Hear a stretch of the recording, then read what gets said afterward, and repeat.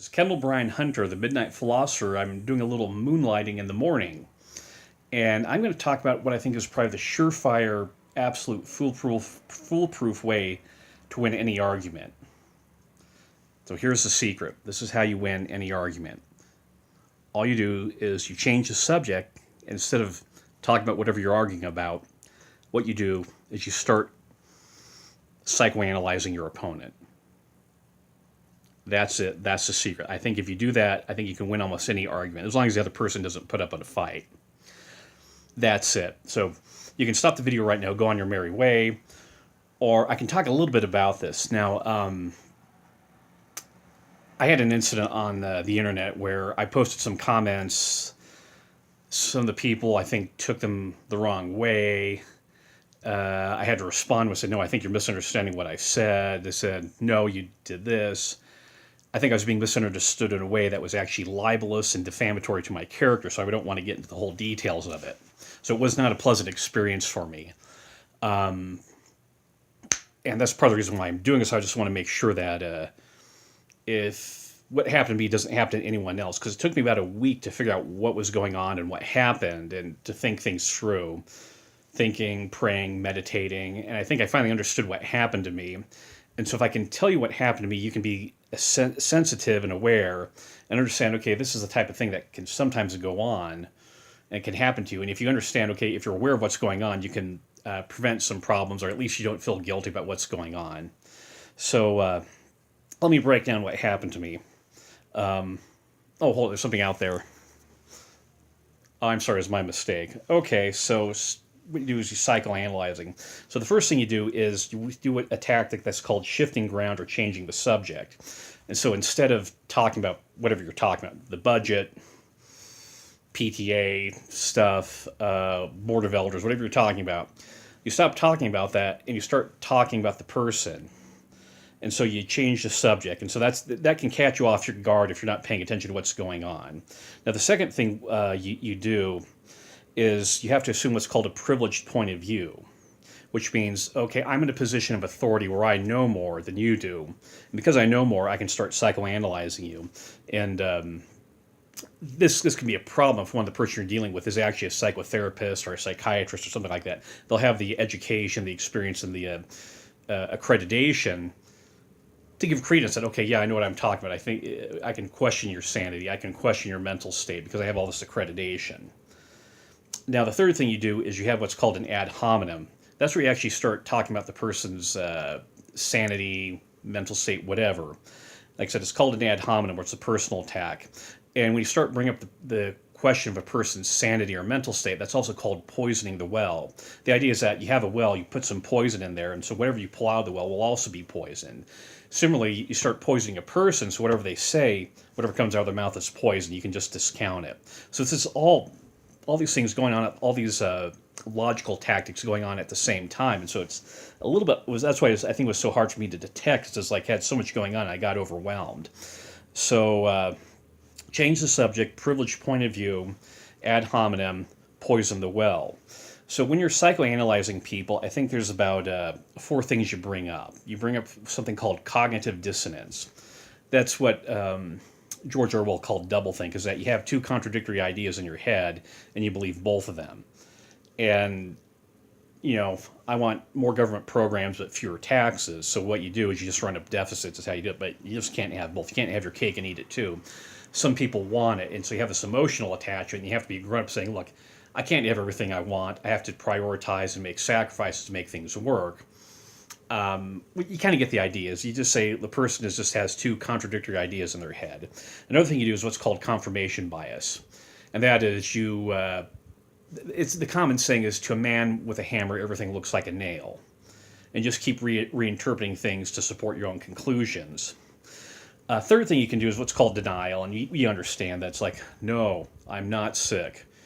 But you just coughed up blood for the past 3 days. It's just a flesh wound, to quote Monty Python. Okay, you get what's going on. Denial. The last thing is called false memory syndrome. And this is actually kind of interesting, where people implant false memories into people, hypnosis, suggestion, you have peer pressure, etc. And so you take all 4 of these things, cognitive dissonance, cognitive dissonance, confirmation bias, denial, false memory system. These come under the boilerplate of what's called gaslighting, and you can do some more research on it. The term is gaslighting, where you try to convince people that they're crazy. It's a psychological manipulation maneuver, and so I felt like I was the victim of this, so I needed to get this message out and alert people. Okay, this is what sometimes goes on there. There's also some other things you can develop you can say the person has a persecution complex, a martyr complex, that they're misinterpreting things. Just any number of syndromes or neuroses that you can label the person with as a way to avoid actually dealing with the issue. And that's how it works. That's what happens. Happened to me is you have these this whole process going. So let me review it.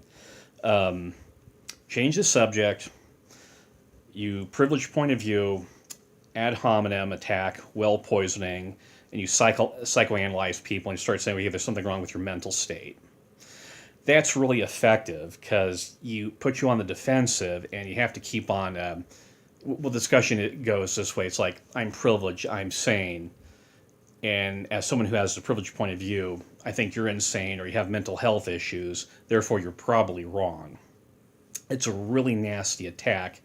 And like I said, it starts getting libelous, personal, vicious, and nasty. And that's part of the reason why I'm talking about this, because this thing goes on in relationships, within families, parent-child relationships, heterosexual, homosexual relationships. It's anything. And just want to make people aware of what's going on. So if you're in this type of toxic situation, know what's going on, get out, get help. You can go to your public library. People there want to help you.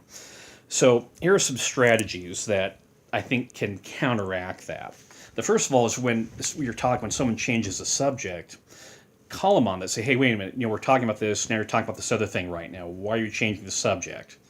Don't say, yeah, that's a good issue, but can we stay on topic right now? I don't think this is germane to what we're discussing right now. Another thing, too, has to do with the privileged point of view versus the uniform point of view. When a person says, okay, I'm an expert, yes, okay, what makes you an expert? Why should I believe you? Another tactic they use is, like, for example, with confirmation bias. They say, okay, how did you break out of confirmation bias, but how come I'm trapped by it? Is there a double standard going on here? And call them on that.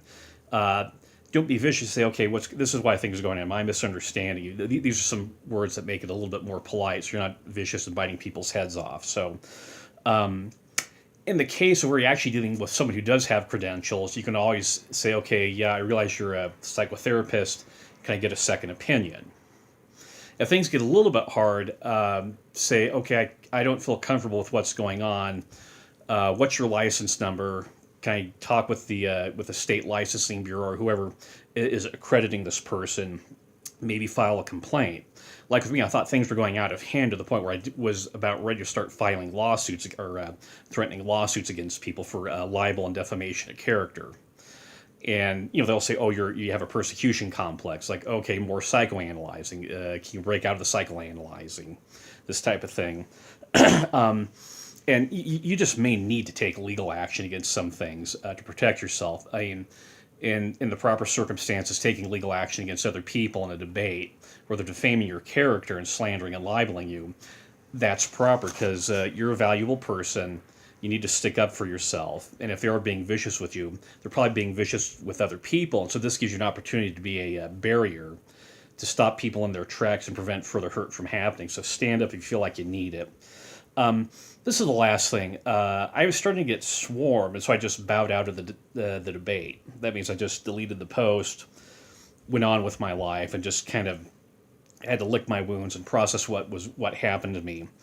That's just basic cost-benefits analysis. So there's nothing wrong with doing a cost-benefits analysis. If you need to drop out of a debate or discussion or walk out of something, feel free to do it. Feel empowered to do that. I empower you to save face and to make a more constructive discussion by doing a cost-benefits analysis. Say, look, the cost outweigh the benefits. Let's just not proceed with this discussion. Let's cool down, just hit the pause button, move on. Do it where you get to regroup and rethink things and come back with better strategies. So I hope this was really helpful for you. Like I said, it's something that I just went through. It took me about a week to figure out what was going on. It's devastatingly effective when you start psychologically manipulating people or saying, "Oh, wait, I don't think your brain's working right." It's really effective. And so I just want you to be alerted and aware, alerted and aware about what's going on. So what happened to me doesn't happen to you, or if it does happen to you, you understand what went on and what happened. So that's it for today. Have a happy Sunday.